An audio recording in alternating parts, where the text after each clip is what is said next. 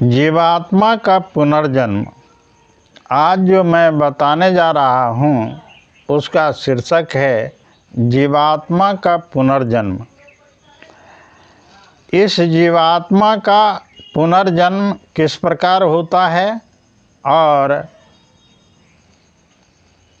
वह किस प्रकार आवागमन के चक्र में फंसा रहता है, किसके कारण से, इसके विषय में मैं इस वीडियो में आप लोगों को बताऊंगा। आप लोग ध्यान पूर्वक इसको सुनें और समझें। तो सबसे पहले इस शरीर के बारे में जानना चाहिए, उसका पुनर्जन्म का पता लगाने के लिए कि होता है या नहीं होता है। बहुत लोगों को यह संदेह है कि पुनर्जन्म होता है कि नहीं होता है। हाँ, इस संदेह को मिटाने के लिए इस शरीर की संरचना का अध्ययन करना बहुत आवश्यक है।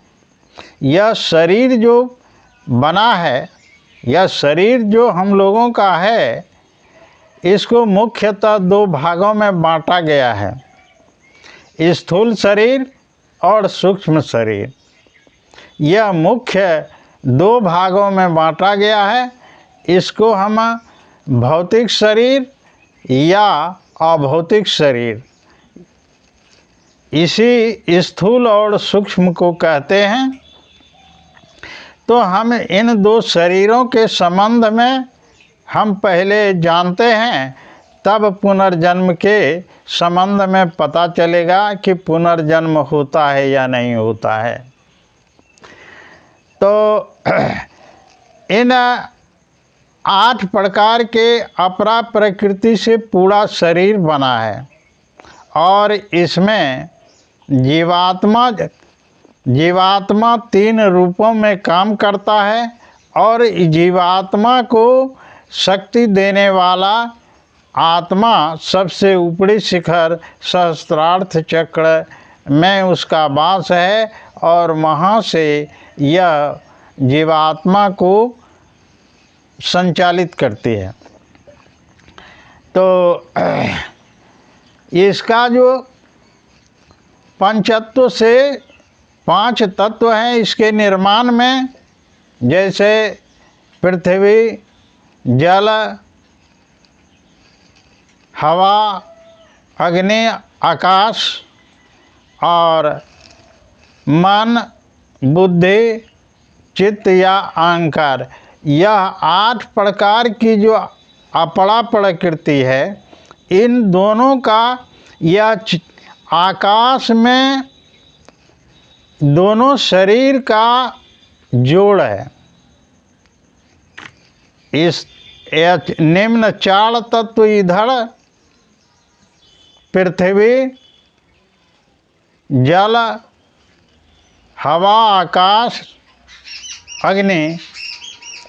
आकाश में इन चारों तत्वों का मिलन है, इसी से यह स्थूल शरीर बना है।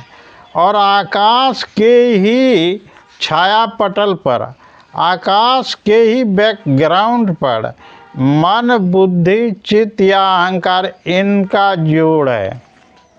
इससे यह सूक्ष्म शरीर बना है। दोनों आकाश के बैकग्राउंड पर यह बना हुआ स्थूल और सूक्ष्म शरीर है। जैसे कि 3 नट का गोली होता है,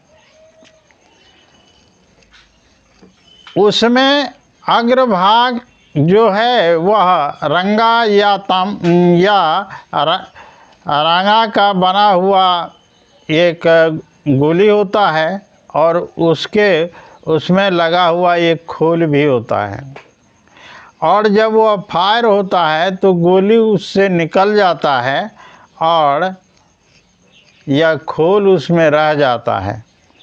तो यह खोल जो है, जब प्राणी का प्राण निकलता है तो मन, बुद्धि, चित्त और इस शरीर द्वारा जितना भी भला बुरा कर्म किया गया है उसका संस्कार लेकर यह सूक्ष्म शरीर निकल जाता है उस गोली के समान, और इधर 4 तत्वों से जो यह निर्मित था पचमा आकाश के बैकग्राउंड पर, वह यहाँ पड़ा रह जाता है। इसीलिए वह जो जीवात्मा है वह आगे के यात्रा पर निकल जाता है। तो आप लोगों को संदेह होगा कि जब मर गया या शरीर को जला दिया तो जीवित कौन सी रहा। आप देखिए, एक लालटेन है और लालटेन को यदि आपको बुझाना हो तो सब उसका हवा को आने जाने का रास्ता बंद कर दीजिए और वह लालटेन बुझ जाएगा। तो आग जलती है हवा की उपस्थिति में, इसका मतलब है कि हवा रहेगा तब आग जलेगी, अन्यथा आग भी नहीं जलेगी। तो कहने का मतलब कि हवा को ही आग नहीं जला सकती है, तो उससे सूक्ष्म आकाश को कैसे वो ख़त्म कर सकेगी। और आकाश से सूक्ष्म है मन, और मन से सूक्ष्म है बुद्धि, और बुद्धि से सूक्ष्म है चित्त।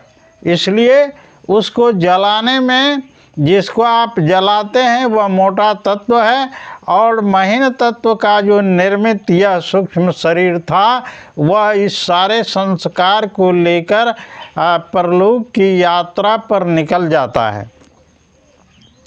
इसलिए आप लोगों को संदेह यह मिट गया होगा कि पुनर्जन्म निश्चित ही होता है। जब मरता नहीं है तो निश्चित ही मतलब पुनर्जन्म होता है। ऐसे भी आप विचार कर सकते हैं कि वृक्ष का पुनर्जन्म होता है कि नहीं होता है। वृक्ष, आप किसी बीज को बोए थे, मान लीजिए कि यह आम का पेड़ है और आम के गुठली से यह आम का पेड़ हो गया है, और फिर जब यह फल देता है तो फिर गुठली प्राप्त हो जाता है। तो गुठली से फिर आम का वृक्ष होगा कि नहीं होगा। आप प्रत्यक्ष ही सृष्टि में सब कुछ बता रहा है कि जो मतलब कि जिससे यह पैदा हुआ था फिर उसको यह पैदा कर देता है, यही पुनर्जन्म है। तो इसलिए पुनर्जन्म निश्चित रूप से होता है। पुनर्जन्म में कोई संदेह नहीं है कि पुनर्जन्म नहीं होता है, चाहे विज्ञान के दृष्टिकोण से देखते हैं तो पर भी, और यदि सृष्टि में पेड़ पौधे अन्य प्राणी को देखते हैं तो भी यह ऐसा निश्चय ही है कि वह पुनर्जन्म होता है। और अध्यात्म की दृष्टि से देखें तो भगवान राम बाली को छिप करके मारा था, और वही बाली द्वापर युग में व्याधा बन करके भगवान कृष्ण को छिप करके मारा।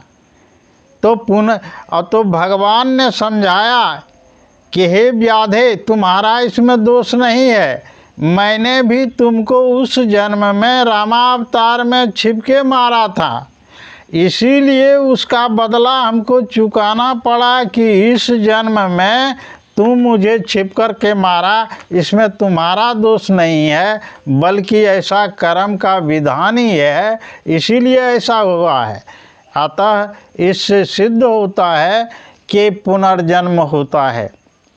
अब पुनर्जन्म होता है तो आदमी को संभल के अपना कर्म करना चाहिए, और जो प्राणी संभल करके अपना कर्म को करता है इस संसार में, तो इस संसार के सभी सुखों को भोगते हुए भी परम धाम की उसको प्राप्ति होती है। और वह परम धाम की प्राप्ति का सुगम मार्ग क्या है? परम धाम का प्राप्ति का सुगम मार्ग है श्री आत्मदेव को जगाना। श्री आत्मदेव को आप जगाएंगे तो परमात्मा को हरि मंदिर में ही पाएंगे। जगा करके देखिए कि यह बात सत्य है या नहीं। किसी अच्छे और योग्य गुरु से दीक्षा लेकर के और जैसे ही आप आत्मदेव को जगाएंगे तो आपके अंदर यह प्रमाण मिलना शुरू हो जाएगा। और जिसको आप जन्मों जन्मों से, जिसको आप अंधकार में भटकते, शास्त्रों में भटकते भटकते कहीं नहीं पाए हैं, वह सहज ही मिल जाएगा। इति शुभम। आज इतना ही। इसके साथ मैं इस वीडियो से विदा लेता हूँ। फिर अगले वीडियो के साथ मैं आप लोगों के बीच उपस्थित होऊंगा और आप लोग परिवार सहित खुश, मस्त और स्वस्थ रहें। इसी शुभकामना के साथ मैं विदा लेता हूँ। इति